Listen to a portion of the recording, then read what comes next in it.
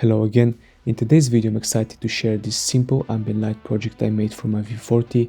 The components used are just an LED strip and a pulse width modulation driver, which once connected to the car's factory reading light would allow you to control them from the sensors menu along with the factory ambient lighting. This project doesn't require any fancy hardware and the installation process isn't too difficult, although having some basic electrical skills, especially soldering, can be helpful along the way. So we start off with removing some of the car internal trims. The one on the glove box has an airbag switch which needs to be disconnected. For the A-pillar there is an 8mm head bolt which needs to be removed.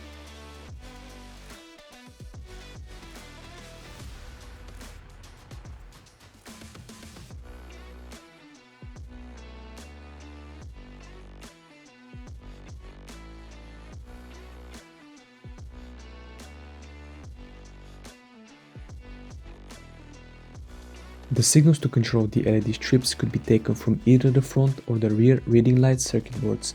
For the purpose of that, we want to route a 4-core stranded cable from the roof going down near the same area under the glove box as shown in the video. The cable could be secured to the existing harness in the pillar with some cable ties. Eventually, these control signals will be connected to the PWM driver we made, which will be positioned accessibly under the glove box. The reading light enclosure is held on clips and is removed by pulling it down as shown on the pictures. Then you have to disassemble just the part with the lighting. After cable is routed, you need to solder the 4 wires to the allocated areas. The cable cores need to be 3 or 4 because the LED PWM signals are designed for 4 colors, but in my case I've used only 3 for the main color combinations. The wire size used is 0.055 square millimeters and no bigger size than that is needed as those would carry digital signals only. The current picture corresponds to the front reading light PCB, while this now shows the connections if you were to route till the rear reading light PCB. It's overall easier to solder and do the wiring on the rear one, however it's a lot harder to get the cable to it, thus in my case I wired it from the front PCB. Additional advice, what you could do is do the soldering in advance and connect the wires to a terminal or socket position on the reading light enclosure and simply connect it with the cables once routed.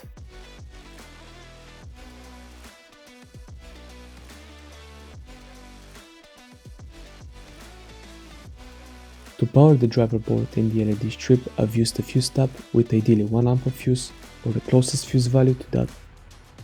We continue with removing the trims as we want to route the cables of the individual LED strips.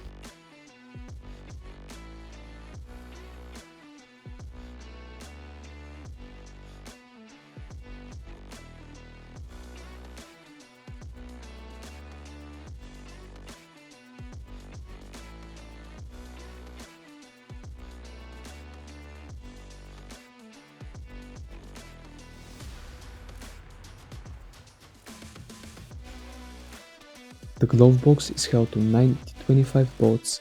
We also want to unplug the glove box and footwell light bulbs.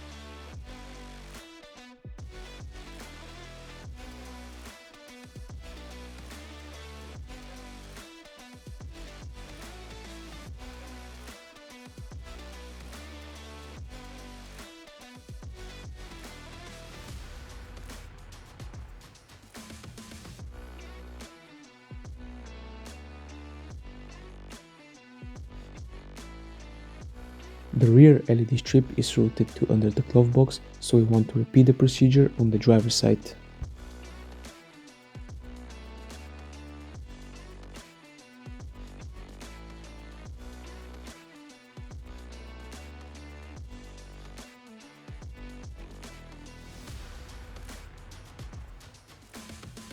I found it quite useful using an endoscope, especially when cables had to be passed through areas with no visibility.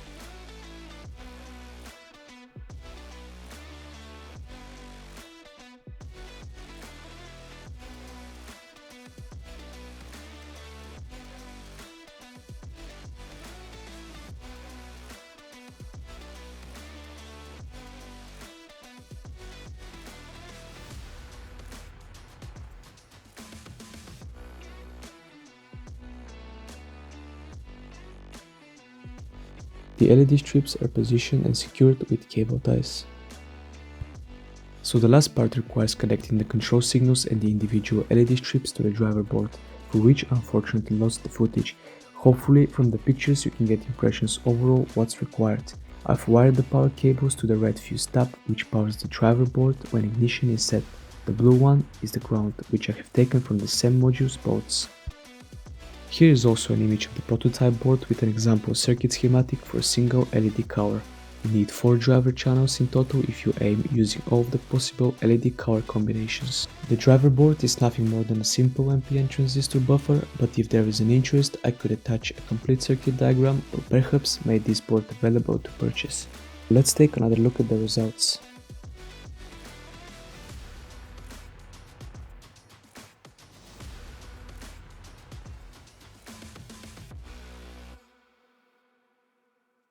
It's a fairly simple modification, but I'm pleased with how it enhances the driving atmosphere. Thank you for watching, and I'll see you next time.